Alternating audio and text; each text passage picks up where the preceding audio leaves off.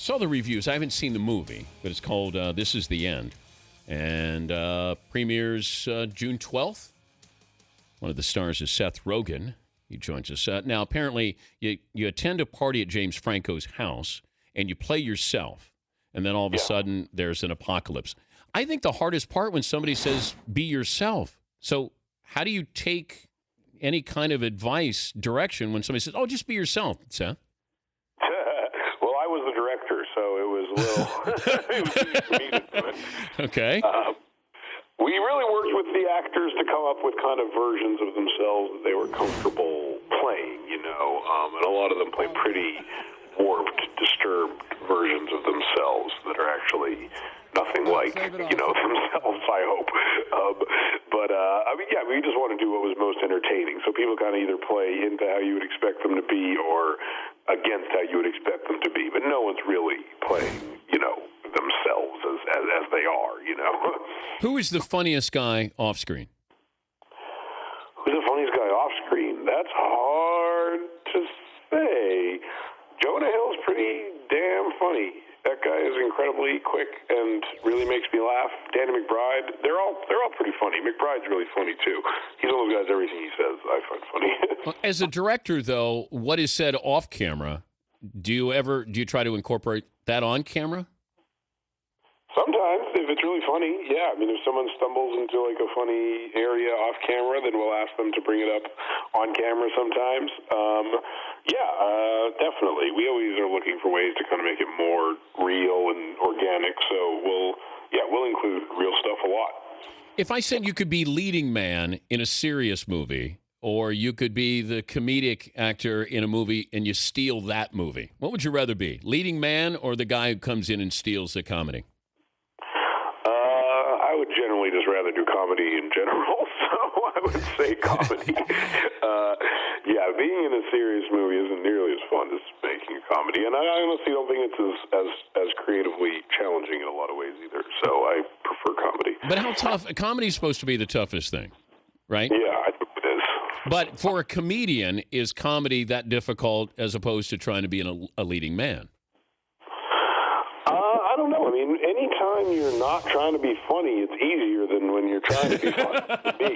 Like, it's the same. Like, you're doing the same thing. Like, you're trying to be real and you're trying to convey emotion and portray the scene. But when it's a comedy, you're trying to do all that, and on top of it, you're trying to be funny. Like, you're just kind of adding another thing, And so, when it's dramatic, it's just you don't have to be funny, which is way easier. He's Seth Rogen. The movie is This Is the End. It premieres Wednesday, June 12th, on theaters nationwide.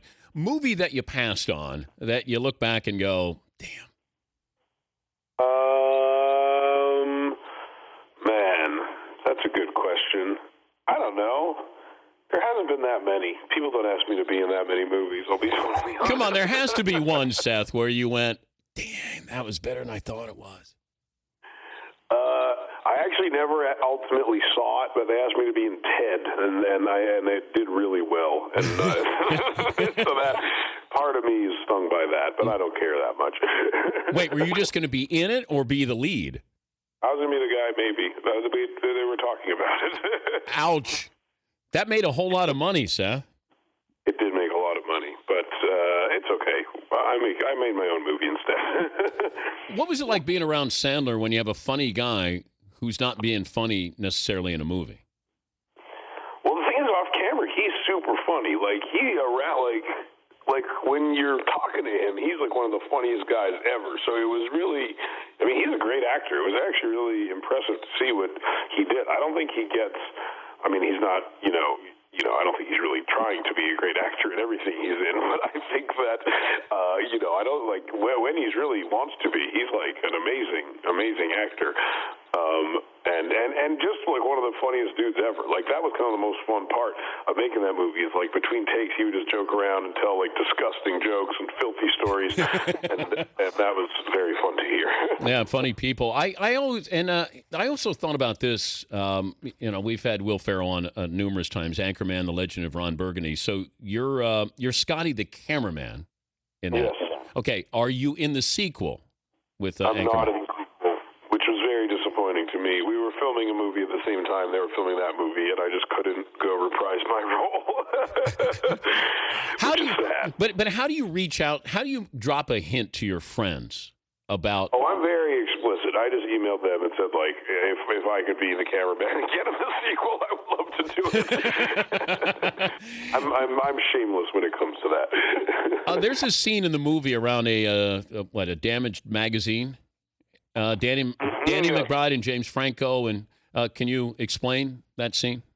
Yeah, well, so we're stuck in a house together as the world's ending, and so there's very limited supplies, and there's only one porno magazine left, and it could very well be the last porno magazine left on the entire planet, for all we know.